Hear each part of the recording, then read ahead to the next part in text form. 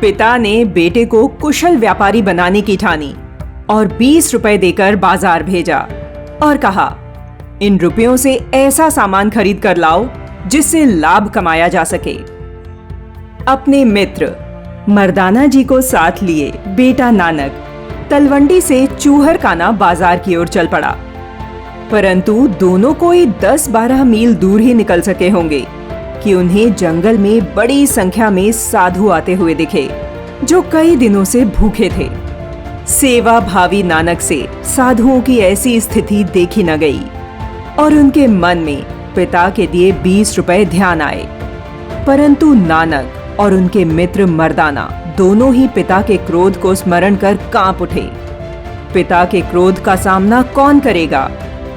दूसरे ही क्षण उनके मन ने कहा, परंतु इन भूखे प्यासे साधुओं का कौन सहारा बनेगा? नानक ने कुछ न सोचा और सीधे बाजार की ओर चल पड़े। क्या उन्होंने साधुओं को यूं ही छोड़ दिया? कौन करेगा इन साधुओं की सहायता? नानक बन पाएंगे कुशल व्यापारी? आगे का प्रसंग बताने से पहले हम आपको बताएंगे कुशल व्यापारी बनने के लिए निकले नानक और उनके दोस्त मर्दाना कौन थे। नानक कोई और नहीं, सिख संप्रदाय की आधारशिला रखने वाले गुरु नानक देव जी ही हैं। वे एक पटवारी के बेटे थे। 8-10 गांव उनके पिता की देखरेख में आते थे। पैसों की कोई कमी न थी, परंतु उन्हें पैसों से रत्ती भर भी मोह न था।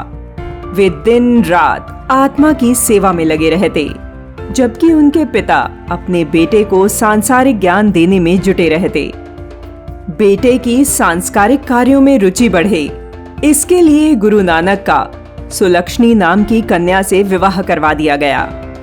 विवाह के बाद उनके पिता ने नानक को कृषि कार्य में हाथ बटाने को कहा, जिस पर नानक जी ने कहा, मैं सच्ची खेतीबाड़ी ही करूंगा, जिसमें मन रूपी हलवाहा, शुभ कर्म रूपी कृषि और शरीर रूपी खेत है, जिसे श्रम के पानी से सींचा जाना चाहिए, जबकि नाम रूपी बीज और संतोष रूपी भाग्य शामिल होना चाहिए।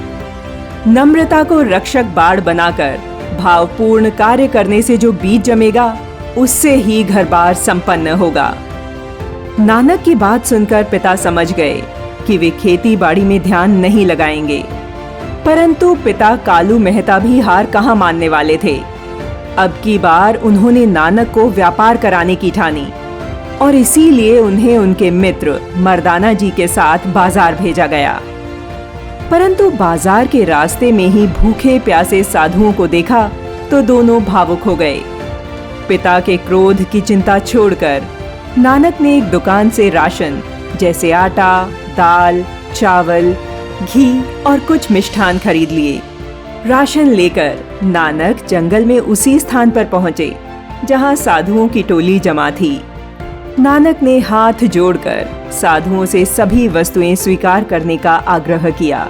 साधु नानक के इस प्रेम को अस्वीकार न कर सके और उनके लाए भोजन से भूख मिटाई।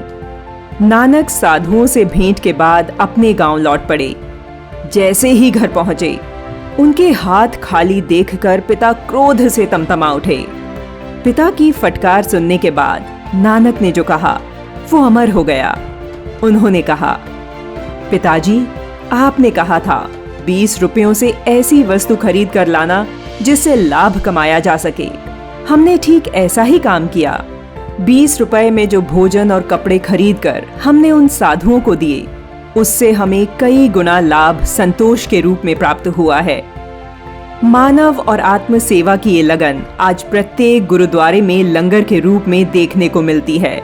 यहाँ प्रत्येक दिन असंख्य पुण्य की कमाई होती है, जिसे विश्व की कोई भी मुद्रा टक्कर नहीं दे सकती।